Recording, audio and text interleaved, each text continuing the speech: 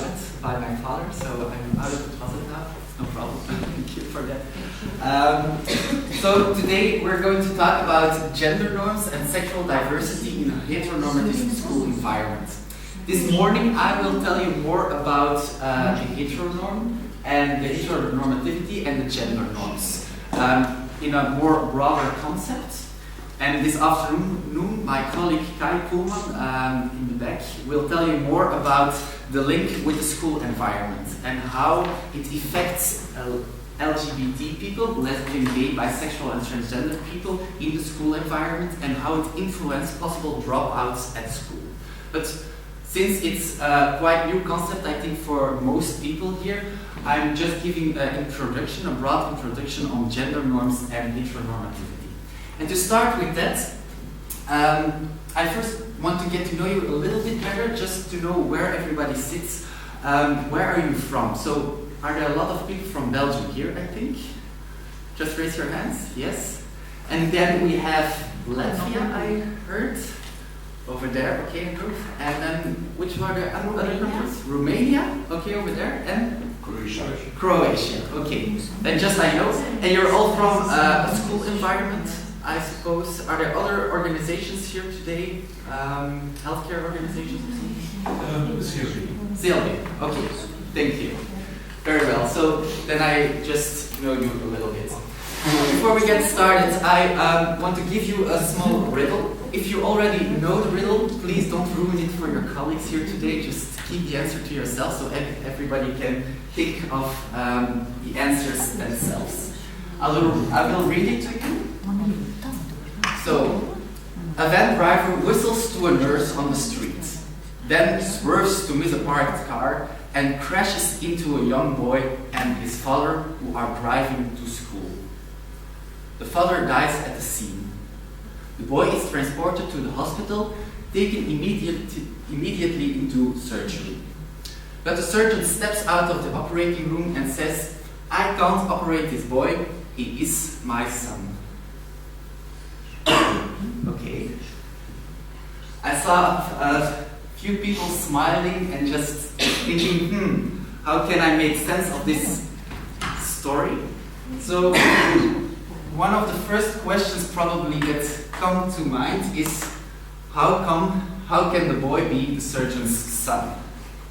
Does anybody has an answer to that? The surgeon was his mother. Excuse me? Mother. The mother. His mother. Yes, yeah, okay, of course. Another solution maybe?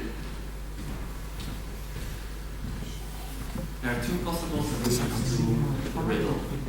Indeed, that was a very good one. Another one maybe? The boy has two fathers, yes.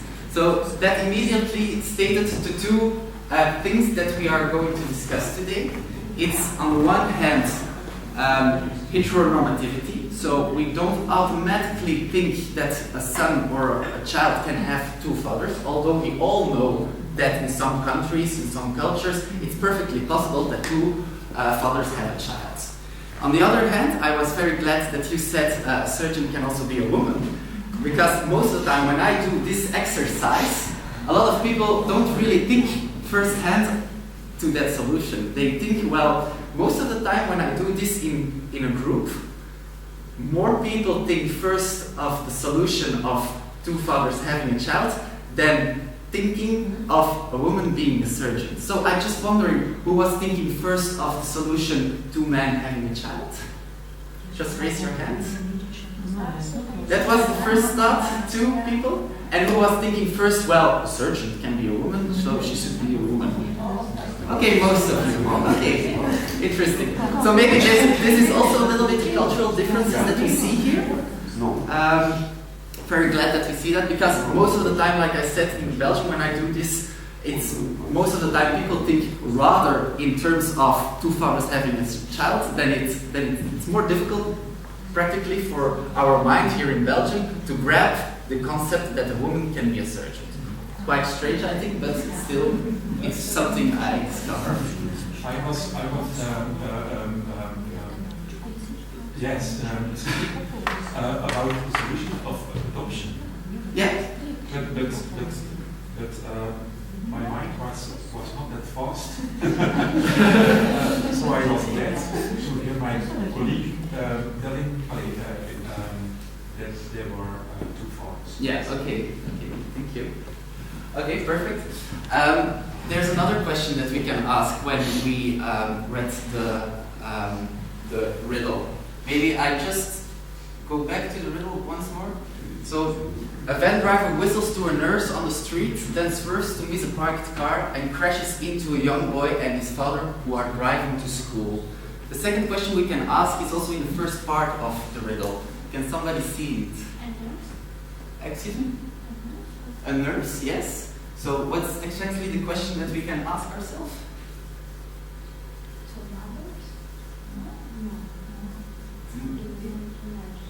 If the nurse, what? Is it a man nurse or Ah, okay. Is it a man nurse or a woman nurse? Yes. And also the car driver, who was imagining the car driver as being a man. When I first heard it, I was thinking about a man, because normally we think in the concept when we see somebody drive a van, it's considered more masculine, and especially when you whistle to somebody on the street, it's considered more masculine, although we know women can also whistle sometimes, and it's not biologically possible, and women can also drive vans. So it's perfectly possible the van driver is also a woman. Also the nurse, most of people here, I think, would think in concept of the nurse when we're thinking in the story about the nurse as a woman. She was being whistled at, she is a nurse, so should be a woman, no? But it can perfectly be also a man. Also in this scene, it can be a heterosexual scene, like a man whistling to a woman on the street, but it can be the other way around, a woman whistling to a man, etc. Still, automatically, our mind was thinking in terms of a man driving the van, whistling to a woman at the street. Automatically, we didn't even ask the question at first hand. Or somebody did maybe? No? So automatically we fill in the gaps in the story. And that's exactly what the gender norm and the heterosexual norm is about. We automatically think when we see somebody, when we see somebody walking on the streets, that he or she is heterosexual. When we ask somebody, when we ask a woman, we automatically ask, do you have a boyfriend? Do you have a man or something? And we ask a man, do you have a girlfriend? Only when it's explicitly said otherwise, told otherwise, we know, oh yeah, okay, it can be also another thing. Same with gender norms, we link certain behavior, certain jobs, certain educational skills to a certain sex, to a man or a woman. Like a nurse, we sometimes automatically think in terms of a nurse being a woman, a surgeon being a man, a pilot being a man, etc. Or whistling, well, it's a masculine trait, so it should be a man. We automatically think about that. Most of the time, we are right when we think it, because most of nurses are still women, and most surgeons maybe are still men, but still, it can be the other way around. And it's good to think about that, I think, sometimes. Yeah, but then also you have government problems. I work in a school for nurses. Yes. And yeah, I have lots of problems like on the other side you have a women, so-called fight for women Right. rights. I said, no, you cannot write that we are school for nurses. And now they change the name. We are not school for nurses. For medical technicians, and nurses. Okay, yeah. Then To make it more general. It's not the same gender job. neutral. They are nurses. It's not the same job. He is a medical technician and she is a nurse. This is the same job, same Yeah. school, same everything. is the So same. a female can't be a medical technician. Yeah, medical. Yeah, but She's The a female name, female. the name is the same. Medical technicians is the same as a nurse. You change the name to try to make it more inclusive towards men also, or something like that, because nurse is considered something feminine. But yeah, well, I don't know that's another question. If changing the name is the right solution, I don't know. No, it's not that. You can also try to change it from mind that it can also be a man. Yeah. Okay, interesting. Other questions? Share it, please. If you want to ask something or share it, please, because otherwise. Yes. Flemish, we have a name for a nurse, a female name, and in American, English is only nurse. Yes, it's true. So, did anybody hear that? In Flemish, we have a masculine term for nurse and a feminine term for nurse. It's true. It's Okay, you got it, you get it, you don't get it. it's the same for. Thank you God that you get it, you don't get it.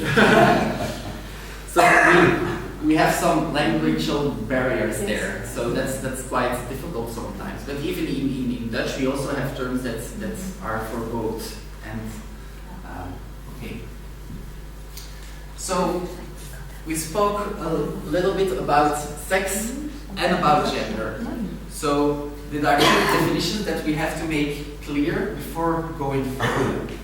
So sex is the biological differences between the commonly seen two sexes, so male and female. I say commonly seen because some medical reviews and some research show that there are more than two sexes, but that will bring us too far for today. It's a different thing to go into. But the biological sex is the biological difference between the male and the female. So, for example, when we think about that, it's the genitals. It's what's between our legs, practically. It's also about hormones, chromosomes, DNA. There are differences between the man and the woman. Also, some things are derived from that, like muscles and length. Most men are stronger and bigger than women. But here it's getting more and more tricky, but it's not always the case. My father, I think a lot of women are taller than my father. Although he is perfectly a man. I'm sure of that. And I'm sure a lot of women are also stronger than men. So there it's getting a little bit different. But in general, we see some biological differences between men and women. So that's sex. Then we also have gender. And gender is another concept. It's the social determined differences based on those sex. So our society looks at men and women in a certain way. We expect certain behavior. We expect certain choices in life. It's what we experienced also in the riddle earlier on. We expect most of the time a caring job like nurse is more feminine. It's more for women. Like also clothes, for example. Women wear other clothes than men. It's not biologically defined. Maybe some clothes, like a bra or something, but otherwise it's not really biologically defined. Still, we wear other clothes. So it's culturally defined. So when we look at gender, it's the way society looks at men and women and how they are supposed to act, to talk, to make choices, etc. So we're speaking about gender roles. These are the rules that are connected to your sex. And how do we know that it's socially determined? Well, we know that because at least some of it is socially determined, because in different cultures it's different. I always tell you the story about my holiday to Morocco, to Marrakesh, and I was walking through the streets, through the souks of Marrakesh. I saw a lot of men holding hands, kissing each other on the cheek, hugging each other, quite physical things between two men. From my point of view, from a Western point of view, it was considered a little bit strange. When they would do it here, it would be considered strange or maybe even not really okay, or considered gay, for example. That should be gay man. It was quite feminine behavior, etc. But there, it was very common. It was very natural. So the interaction between two people of the same sex is considered different in that culture than it is here. And we see that also here in Europe. Maybe you can think yourself of some differences between the countries that are presented here. Most of the time, when I go on holiday and meet other people, it's always the typical thing that we talk about is how do we greet each other. And it's very different between different cultures, different countries, but it's also very different between how two men greet each other, two women greet each other, and a man and a woman. For example, here in Belgium, most of the time, in general, two men shake hands. Like a man and a woman give 3 kisses, or two women give 3 kisses. So how we greet each other is gender related and also cultural related. So gender and gender roles are cultural determined. Yeah, maybe a last example from clothes. For example, here we have a man in a skirt. Does anybody know where he's from? Scotland, yes, indeed. Also here we have a man in some kind of skirt. Where is he from? Turkey, yes, indeed. So it are cultural differences. When men walk on the street here with such clothes, it would be considered strange or weird, but there it's not. So cultural determinants. But it changes also over time, how we look at gender and the gender roles. When we look far back, we see, for example, in the romantic area, it's this picture, men wearing high heels. It was wearing high heels in that time was considered something, especially for men, and especially for men of high standing, with a lot of influence, etc. Women didn't wear it, but it changed over time, and now high heels is explicitly for women here in our culture. Also, if we look on recent times, the last decades, etc., we see a lot of changes around gender roles and how we look at gender, especially when we think about women's rights. We had it already a little bit about it. Women's rights changed a lot around the last decades. Women can wear pants now. Like 50, 60 years ago, it wasn't that easy. Women can go to work, women can study, voting rights, etc. So the gender role around women has changed a lot. So gender and gender roles are changing over time. But if we think about gender, we think in our area here in Europe, we think a lot of women's rights because it was a big debate the last decades. But gender isn't only about women, it's also about men, because everybody has a gender and everybody is sometimes imprisoned or by gender roles. And for that I have a small movie for you to show. It's a movie where Emma Watson, it's the actress from the Harry Potter movies, I think, and she speaks for the United Nations about a new campaign, a new gender campaign. And it's quite a new campaign, also a very interesting campaign, because it's the first campaign that doesn't only address women, but also men. And I think she can explain it better than I can. When I was 8, I was confused with being called bossy, because I wanted to direct the plays that we would put on for our parents. But the boys were not.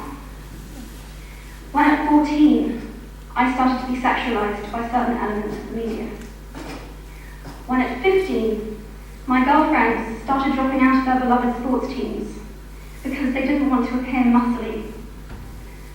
When at 18, my male friends were unable to express their feelings. Men, I would like to take this opportunity extend your formal invitation.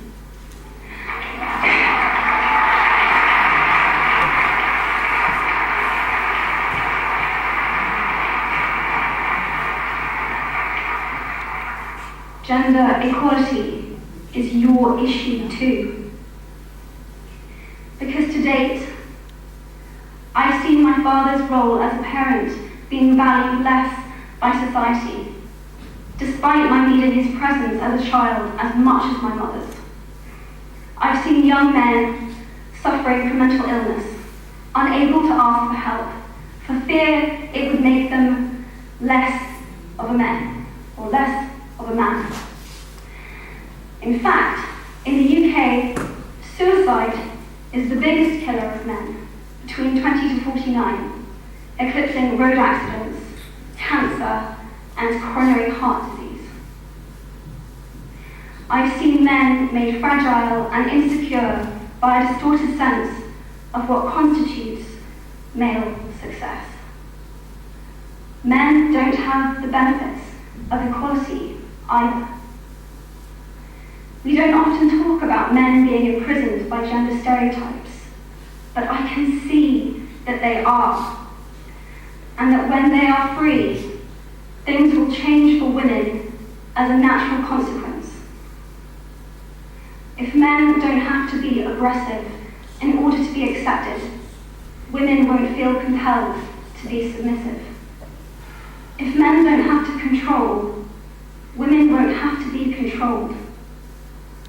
Both men and women should feel free to be sensitive. Both men and women should feel free to be strong.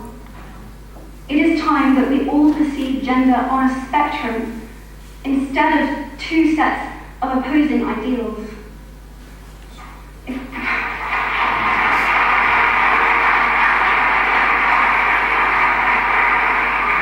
we stop defining each other by what we are not, and start defining ourselves by who we are, we can all be freer. And this is what he for she is about. It's about freedom. I want men to take up this mantle so that their daughters, sisters, and mothers can be free from prejudice, but also so that their sons have permission to be vulnerable and human too. Reclaim those parts of themselves they abandoned, and in doing so, be a more true and complete version of themselves.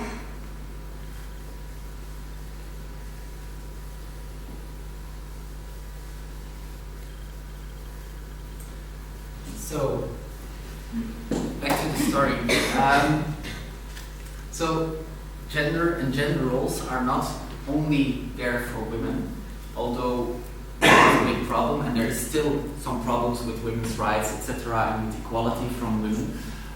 But also men are imprisoned sometimes by those gender roles. We all are sometimes in our lives feeling uncomfortable with those gender roles, with the role that we are supposed to play in this society as a man or as a woman.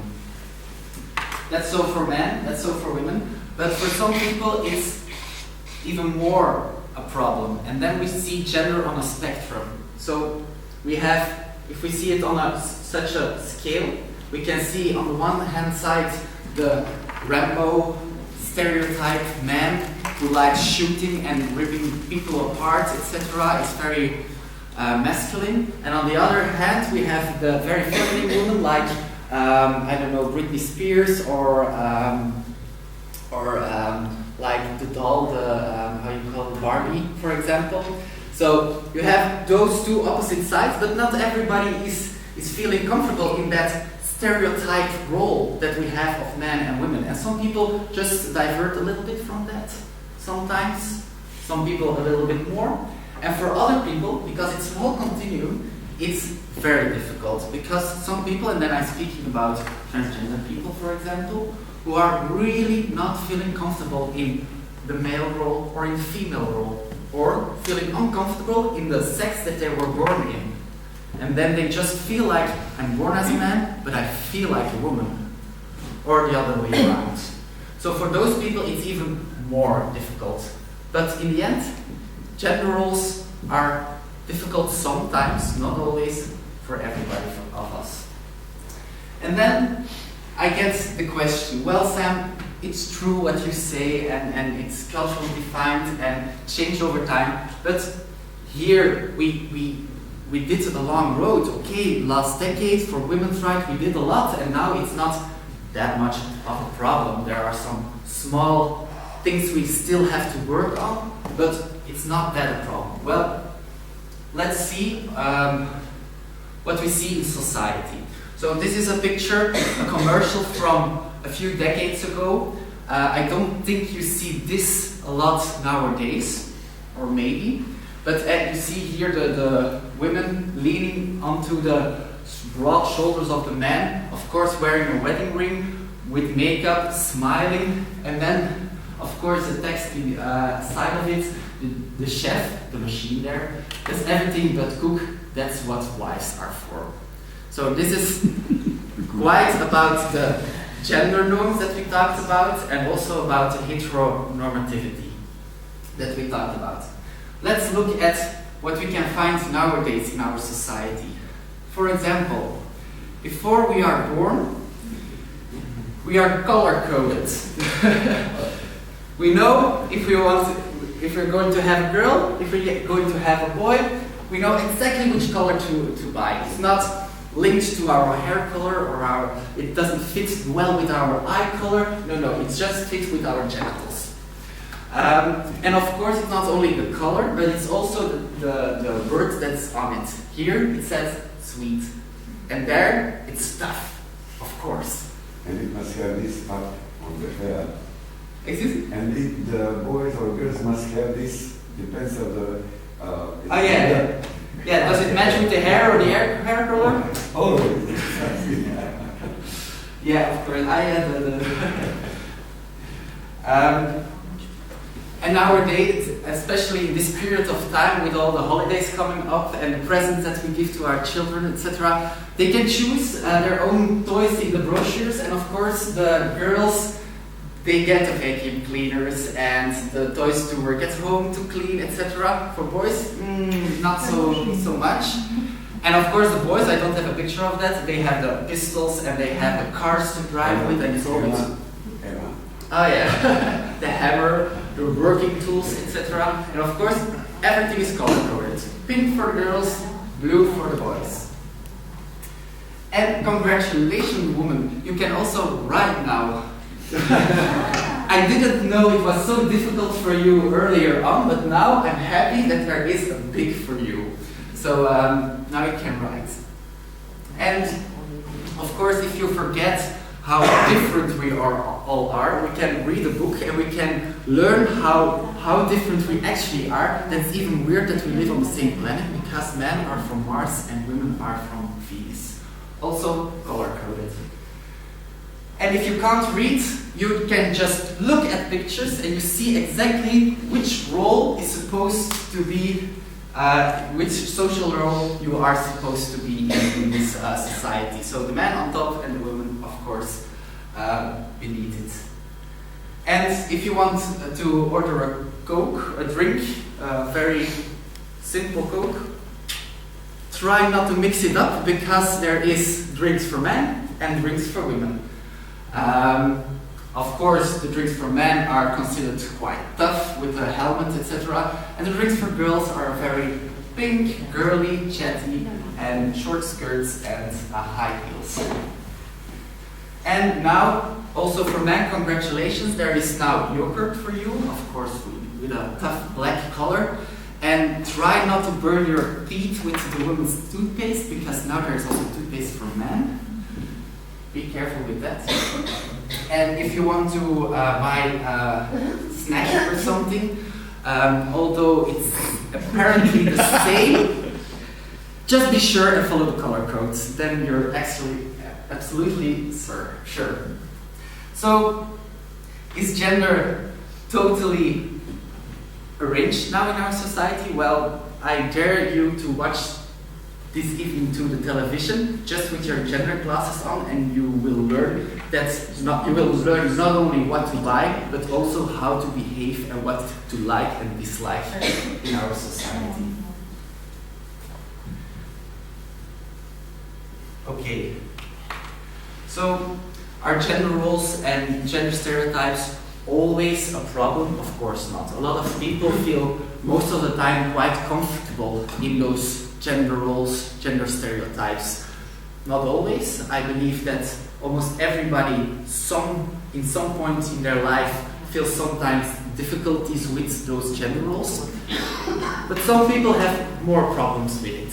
And it are persons who doesn't always act very according to their sex. So they act they show gender non-stereotype behavior. And it can be heterosexual people, it can be homosexual people, but research show that more lesbian, gay, and bisexual people show gender non-conform behavior. And it's on that point, most of the time, that LGBT, lesbian, gay, bisexual people are most of the time discriminated, bullied, called names upon, because sexual orientation, you can't read it from somebody's face.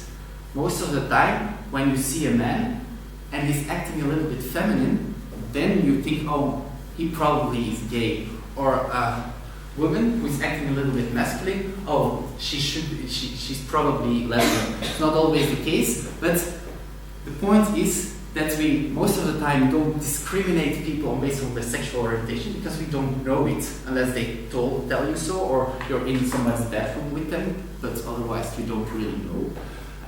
Most of the time we discriminate or stereotype people on basis on their gender expression. Does it mean that all lesbian, gay, bisexual people show gender non-conform behavior? Of course not. Does it mean that no heterosexual people show gender non-conform behavior? Of course not. Also they do it sometimes. But still, there is a correlation. And of course for transgender people it's basic definition. It's of course it's linked to it, because the definition of transgender is that their gender identity, the way they feel, isn't according to their sex, the way they are born. So there is quite logical, the context. But my colleague Kai will tell you more about that this afternoon. One small thing to wrap it up with. This is the ILGA Europe Rainbow Map. And it's a thing that the lesbian, gay, bisexual, and transgender umbrella organization in Europe is putting up each year. And it's a ranking of countries who have, and they look at the legislation and how LGBTI friendly it is. Just to the legislation. It doesn't tell anything about the behavior or the general acceptance in society, but it looks at the legislation. So we see, you can look up your own country and see how they score. For Belgium, it's quite good. It's 82%. If we look at Croatia here, it's 67%. Not that bad. If we look at Romania, it's 23%, and then we have Latvia. It's 17%. So sorry. So we have gender roles. Society dictates how we should act or react as men or women, but some things are also in legislation, in law. Is law enforced, and there that you can learn from this map. I also have the land information here with me from each country that is here presented. So feel free to. So Romania was there. I will give it to you. That's the land information. Here you go. Thank you.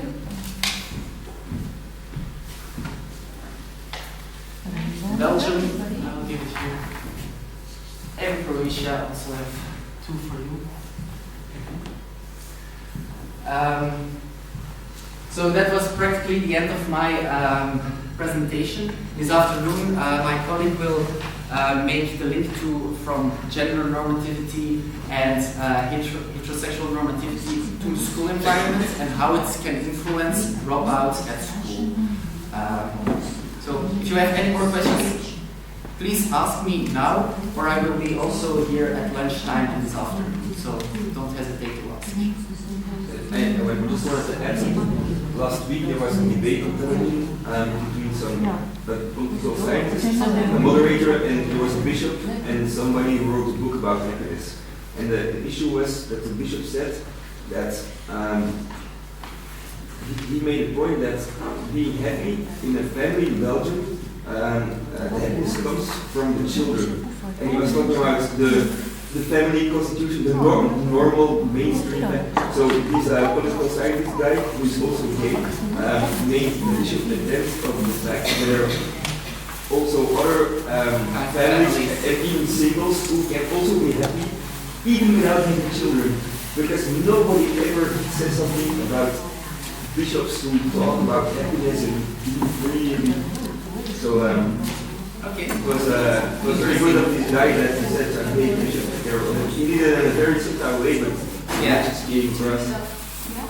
We always think automatically in the sense of family as the mother, father, and children, but it's not always the case. Family He can started also. with Okay.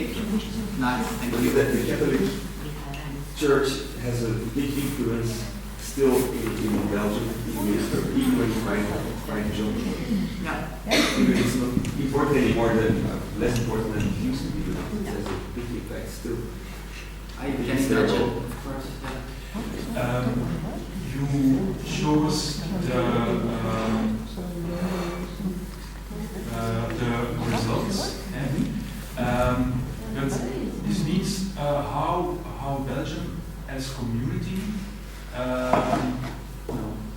So, This is really about legislation, about the law. okay, How, because it doesn't say anything about the general acceptance in society towards LGBT people. So it's quite different because it's not always linked to each other. It's not always when you have good laws that also the general acceptance is also very good. It's not because always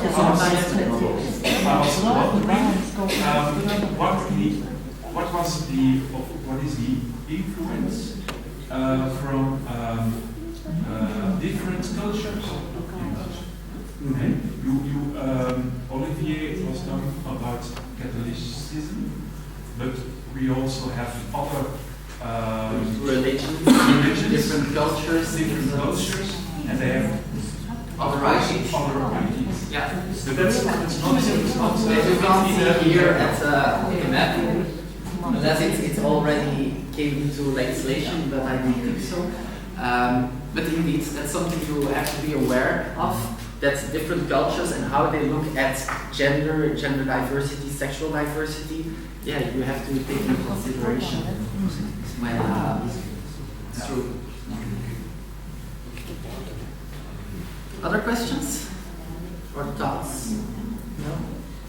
Okay, thank you very much then.